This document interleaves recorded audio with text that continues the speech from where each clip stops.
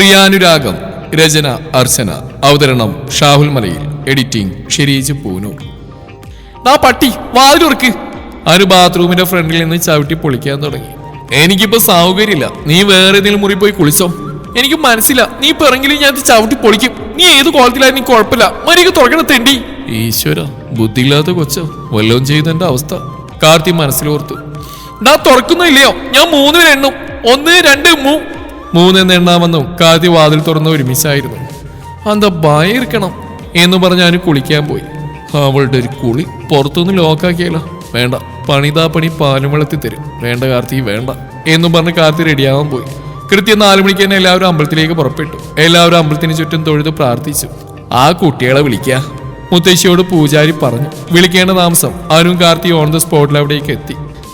ഇത് വാങ്ങുകുട്ടികളെ എന്ന് പറഞ്ഞ് ഒരു വിളക്ക് എണ്ണയും അതിന്റെ സാമഗ്രികളും അവരുടെ കയ്യിൽ കൊടുത്തു. നിങ്ങൾ 2 പേരും 3 വട്ടം കുളത്തിൽ മുങ്ങിയിട്ട് ഏറനോട് അമ്പലത്തെയും വലവച്ചതാ.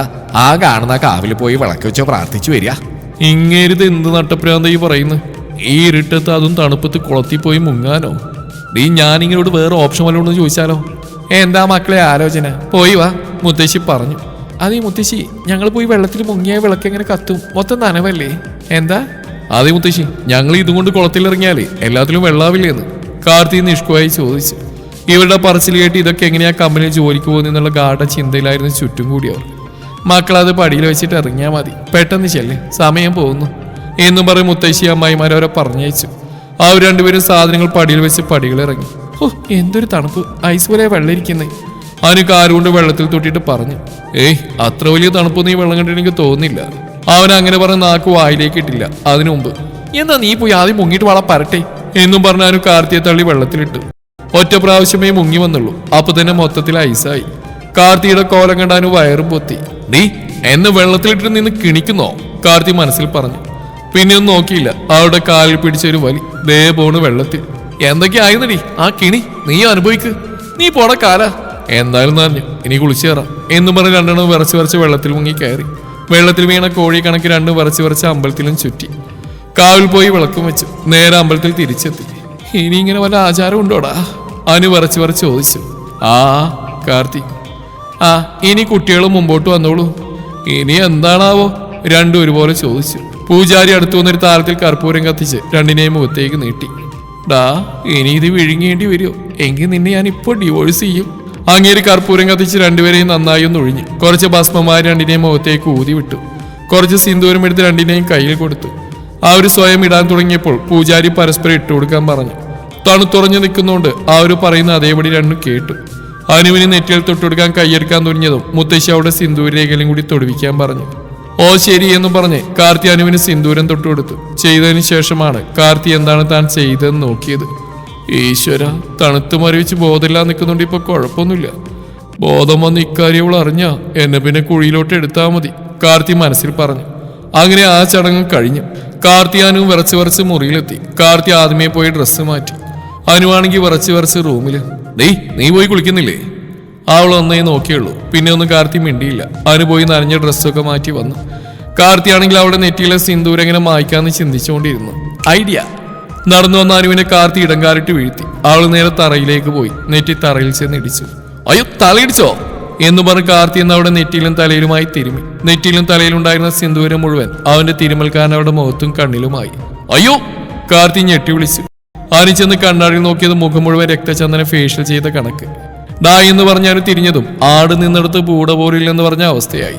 അനു മുഖവും തലയിലെ സിന്ദൂരം കഴിക്കളഞ്ഞ് പുറത്തേക്ക് ഇറങ്ങി. അവള് നോക്കിയപ്പോൾ ഡൈനിങ് ടേബിളിൽ ഇരുന്ന് ഞാനൊന്നും അറിഞ്ഞില്ലെന്ന് അവർ ഇഡ്ഡലി തട്ടുന്നു. നിന്നെ എന്റെ കൈ കിട്ടൂടാ എന്നും പിറവിർത്താൻ അവനടുത്തേക്ക് ചെന്നിരുന്നു. അയ്യോ മോളെ, മോളുടെ നെറ്റിയിൽ കാർത്തി അമ്പലത്തിൽ വെച്ചിട്ടെന്ന സിന്ദൂരം എവിടെ? സുഭദ്രമായി ഞെട്ടലോട് ചോദിച്ചു. ഇത് കേട്ട് കാർത്തി വായിൽ കുത്തിക്കയറ്റി ഇഡ്ഡലിയും വെച്ച് അനുവിനെ ദയനീയമായി നോക്കി. അനുവിനെ നോട്ടം കണ്ടതും എവിടെ എവിടെ എനിക്കുള്ള പഞ്ഞി എവിടെ? നിലവിളക്ക് എവിടെ? തേങ്ങ എവിടെ? വാഴയില എവിടെ എന്ന അവസ്ഥയിലായിരുന്നു കാർത്തി. നാറിയല്ല പ്യാരി, കാർത്തി കട്ടിലിൽ ഓടിക്കൊണ്ട് പറഞ്ഞു. നീ ഏത് വ്യാണിയാണെങ്കിലും കുഴപ്പമില്ല, അവിടെ നിൽക്കണോ? പിന്നെ എന്റെ പട്ടി നിൽക്കും. നീ നിൽക്കും, നിന്റെ പട്ടി നിൽക്കും അനു പറഞ്ഞു. പൊന്നനു, അപ്പോഴത്തെ അവസ്ഥയിൽ ബോധമില്ലാതെ ചെയ്ത പ്ലീസ്. കട്ടിലിന് ചുറ്റും ഓടിക്കൊണ്ട് കാർത്തിയും മറുപടി പറഞ്ഞു. ഇപ്പോഴത്തേക്ക് ക്ഷമിച്ചു, ഇനി എന്നെ കൊണ്ട് ഓടാൻ വയ്യ. എനിക്കും വയ്യ. 2 കൂടി അണച്ചുകൊണ്ട് കട്ടിലിരുന്നു. അപ്പോൾ വാനരപ്പടകളെല്ലാം കൂടി ഓടി മുറിയിലേക്ക് കയറി ഒന്ന് കട്ടിലേക്ക് ഒരു ചാട്ടം. എന്നിട്ടൊരു ചോദ്യം, നിങ്ങൾ രണ്ടും കൂടി ശ്വാസം എടുത്ത് കളിക്കുവാണോ എന്ന്. അല്ലേടി, ഞങ്ങളിവിടെ അന്താക്ഷരി കളിക്കുക. എന്താ കൂടുന്നോ? കാർത്തിക് കലിപ്പിൽ ചോദിച്ചു. ഏയ് ഞങ്ങളൊന്നുമില്ലേ, നിങ്ങൾ പാടിത്തീരുമ്പോ താഴേക്ക് വന്നാൽ മതി. മോന്റെ അച്ഛൻ താഴെ വന്നിട്ടുണ്ട്, കൂടെ വേറൊരു അങ്കിളും. കാർത്തിയുടെ താടിയിൽ പിടിച്ചുകൊണ്ട് അവന്റെ മുറപ്പിണ്ണൊരുത്തി പറഞ്ഞു. അച്ഛനോ? അച്ഛനെപ്പോന്നു? ഇന്നലെ വരാത്തെന്താ? ആ അതറിയില്ല, എന്തായാലും അമ്മാവനെ എല്ലാരും കൂടി നിർത്തി പൊരിക്കുന്നുണ്ട് എന്നും പറഞ്ഞ് അവരിറങ്ങിപ്പോയി. നീ പാടി, നമുക്ക് താഴെ പോയി അറ്റൻഷൻ നടത്തിക്കളെ എന്നും പറഞ്ഞ് കാർത്തി അനുവിനെയും വിളിച്ചുകൊണ്ട് താഴേക്ക് പോയി. താഴെ എത്തിയതും അതിനേക്കാൾ വേഗത്തിൽ അനു മുകളിലേക്ക് ഓടിക്കയറി. അനുവിന്റെ ഓട്ടം കണ്ട് കാർത്തി, എന്താടി? അച്ഛൻ? അതെ, എന്റെ അച്ഛൻ. കാർത്തി ചിരിച്ചുകൊണ്ട് പറഞ്ഞു. നിന്റെ അച്ഛനല്ലടാ, എന്റെ അച്ഛൻ. കേണൽ രാജേന്ദ്രൻ? യെസ്. നെഞ്ചിൽ വെടികൊണ്ട പോലെ കാർത്തി നെഞ്ചിൽ കൈ വെച്ച് നിലത്തിരുന്ന്. എന്ത് പറ്റിയടാ? നിന്റെ അച്ഛൻ എനിക്ക് മിക്കവാറും റീത്ത് വെക്കും. സ്വന്തം മോളെ ഭാര്യയായിട്ട് അഭിനയിക്കാൻ കൂട്ടിയതിന്.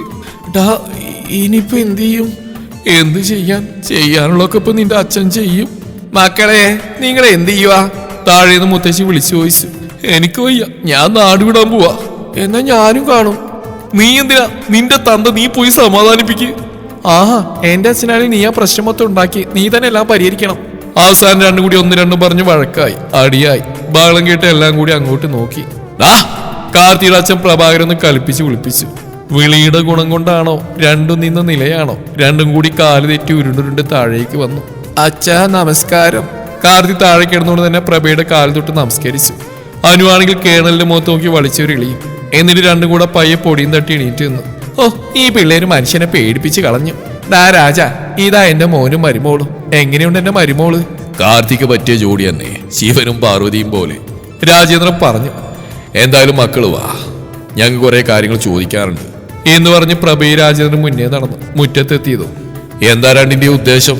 ഇതുപോലെ പോവാനാണോ അതോ സത്യം എല്ലാവരും അറിയിക്കാനോ? പ്രഭ ചോദിച്ചു. അച്ഛാ, അത് ഞാൻ ഉത്തരമായിട്ട് കല്യാണം തീരുമാനിച്ചപ്പോ വേറെ വഴിയൊന്നും കണ്ടില്ല. വേറെ വഴിയില്ലായിരുന്നു പോലും. നിന്റെ വായിൽ നാക്കില്ലായിരുന്നോ? അതും ഇല്ലായിരുന്നെങ്കിൽ ഇവിടുന്ന് നാടുവിട്ടാ മതിയായിരുന്നല്ലോ. അവന്റെ ഒരു ഐഡിയ. നല്ല അടി കിട്ടാതിന്റെ കുഴപ്പാ നിനക്ക്. നീ അവനെ മാത്രം പറയണ്ട, എന്റെ മോളും മോശമല്ല. അവൻ വന്ന് എന്തെങ്കിലും മണ്ടത്തരം പറയും, അത് കേട്ട് ഇവിടെ എടുത്തും ചാടും. അത് പണ്ടേ ഉള്ളതാ. രാജേന്ദ്രൻ വിട്ടില്ല. തന്തപ്പിടികൾ തങ്ങളെ പൊക്കി പറയുന്ന കേട്ട് രണ്ടും കൂടി തലയും താഴ്ത്തി ഇന്നു. ഞാൻ നിങ്ങളുടെ രണ്ടിന്റെയും ഫോട്ടോ ഇവന് അയച്ചപ്പോഴാ കാര്യങ്ങളുടെ കിടപ്പോശം മനസ്സിലായത്. ഓർപ്പിക്കാൻ രാജ അനുവിന്റെ കമ്പനി വിളിച്ച് കാര്യം തിരക്കിയപ്പോ എല്ലാം തെളിഞ്ഞു. പ്രഭ പറഞ്ഞു. ഇനി പറ, എന്താ രണ്ടിന്റെയും പ്ലാൻ? ഇനി നിങ്ങൾക്കൊരു പ്ലാൻ ഇല്ലേലും ഞങ്ങളൊന്ന് തീരുമാനിച്ചു. ഏതായാലും മോനൊരു പെണ്ണ് കൂട്ട് വേണം. പിന്നെ രാജനും അനുവിന് ചെക്കനെ നോക്കുന്നുണ്ട്. ഇപ്പൊ എല്ലാം ഒത്തുവന്നുകൊണ്ട് ഞങ്ങൾ നിങ്ങളെ തമ്മിൽ കെട്ടിക്കാൻ അങ്ങ് തീരുമാനിച്ചു. പ്രഭ ഇത് പറഞ്ഞിരുന്നു. രണ്ടും കൂടി ഒത്തു പറഞ്ഞു. അതൊന്നും പറ്റില്ല. അതെന്താ പറ്റാത്ത? അച്ഛൻ ഞങ്ങൾ ചങ്ക് ഫ്രണ്ട്സാ, അതിനപ്പുറം ഒന്നും. അതെങ്കിൽ ഞങ്ങൾ പരസ്പരം കളിയാക്കും, അടികൂടും. അവൾക്കൊരു പ്രശ്നം വന്നാൽ ഞാനും, എനിക്കൊരു പ്രശ്നം വന്നാൽ അവളും. അത്രേ ഉള്ളൂ, അതിനപ്പുറം ഒന്നും ചിന്തിച്ചിട്ടില്ല. കാർത്തി പറഞ്ഞു. അപ്പൊ രണ്ടിന്റെയും മനസ്സിൽ ഒന്നുമില്ലെന്ന് ഉറപ്പല്ലേ? പ്രഭ ചോദിച്ചു. അതെ, രണ്ടും മറുപടി കൊടുത്തു. അങ്ങനെയാണെങ്കിൽ ഇവിടെയുള്ളവരോട് ഇന്ന് തന്നെ ഉള്ള പോലെ തുറന്നു പറയണം. അടിക്ക് വല്ല വകയുണ്ടെങ്കിൽ നിന്ന് കൊണ്ടുപോകണം, പ്രഭ പറഞ്ഞു. രണ്ടും ഒരുപോലെ തലയാട്ടി. അവസാനം രണ്ടും കൂടി വീട്ടിലുള്ളവരെ സത്യം പറഞ്ഞ് ബോധ്യപ്പെടുത്തി. പക്ഷെ കാർത്തിക് ജാനകിൽ നിന്നും കാവാലത്തിന്റെ അടികിട്ടി ബോധിച്ചു. അങ്ങനെ വലിയ കേടുപാടുകളില്ലാതെ പ്രശ്നം പരിഹരിച്ചു. അപ്പൊ അനു, നമുക്ക് ഇന്ന് തന്നെ തിരിച്ചു പോയാലോ? രാജേന്ദ്രൻ ചോദിച്ചു. അത് വേണ്ട, എന്തായാലും നീയും കൂടി വന്നല്ലേ, ഇനി 2 ദിവസം നിന്നിട്ട് പോയാ മതി. അങ്ങനെ രാജൻ അവിടെ കൂടി. രാത്രി ഉറങ്ങാനായി കാർത്തിയുടെ മുറിയിലേക്ക് പോകാനായി തുടങ്ങിയാനു എന്തോർത്ത പോലെ തറഞ്ഞെന്നു. തിരിഞ്ഞു നോക്കിയപ്പോൾ എല്ലാം കൂടി എന്താ എന്ന ഭാഗത്തിൽ നോക്കിക്കൊണ്ടിരിക്കുന്നു. അത് ഞാൻ കിടക്കാൻ എന്ന് പറഞ്ഞ ഒരു വളിച്ചെളിയും പാസാക്കി നിന്നു. ഇന്ന് തൊട്ട് മോൾ ഉത്തരയുടെ മുറി കിടന്നാ മതി, ജാനകി പറഞ്ഞു. ഓ, സമാധാനായി. ഇനി അവളുടെ തൊഴി ഞാൻ കൊള്ളേണ്ടല്ലോ. കാർത്തി, അത് ശരിയാ, ഉറക്കത്തിൽ കിടന്നുള്ള നിന്റെ ചീത്തവിളി ഞാനും കേൾക്കണ്ടല്ലോ, കാട്ടുമാക്കാൻ എന്നും പറഞ്ഞ് പൂച്ചിച്ചുകൊണ്ട് അനു പോയി. രാത്രി. ആഹ്, എന്ത് രസം, എന്ത് രസം. എന്റെ കട്ടില് എന്റെ ബെഡ് എന്നും പറഞ്ഞ് കാർത്തി ബെഡിൽ കിടന്ന ഒരേ ചാട്ടം. ചാടി ചാടി തളർന്നപ്പോൾ കയറി കിടന്നു. ചെരിഞ്ഞു കിടന്നു, നിവർന്നു കിടന്നു. രക്ഷയില്ല. ഇതെന്തോ ഉറക്കം വരാത്ത. ഇന്നലെ പോലും ചത്ത് കിടന്നുറങ്ങി ഞാനാ. വീണ്ടും കിടന്നു നോക്കി, ഒരു രക്ഷയും ഇല്ല. അവസാനം ഗതികെട്ട് റൂമിൽ അങ്ങോട്ടും ഇങ്ങോട്ടും നടത്താൻ തുടങ്ങി. ഉത്തരയുടെ റൂമിൽ ഇതേ അവസ്ഥ. തിരിഞ്ഞു കിടക്കുന്നു, മറിഞ്ഞു കിടക്കുന്നു, കമിഴ്ന്നു കിടക്കുന്നു, ചെരിഞ്ഞു കിടക്കുന്നു. ഹോ, എന്റെ പൊന്നു, ഞാനൊന്ന് ഉറങ്ങിക്കോട്ടെ, കട്ടിൽ പൊളിക്കരുത് പ്ലീസ് എന്നും പറഞ്ഞ് ഉത്തര വീണ്ടും ഉറങ്ങാൻ തുടങ്ങി. അവിടെ ഒരു ഉറക്കം, ഒരു ചവിട്ട് വെച്ചു കൊടുക്കാനും തോന്നുന്നു എന്നും പറഞ്ഞ് വീണ്ടും കണ്ണടച്ച് കിടന്നു. തുടരും ഈ കഥയുടെ ബാക്കി ഭാഗം. നാളെ ഇതേ സമയം.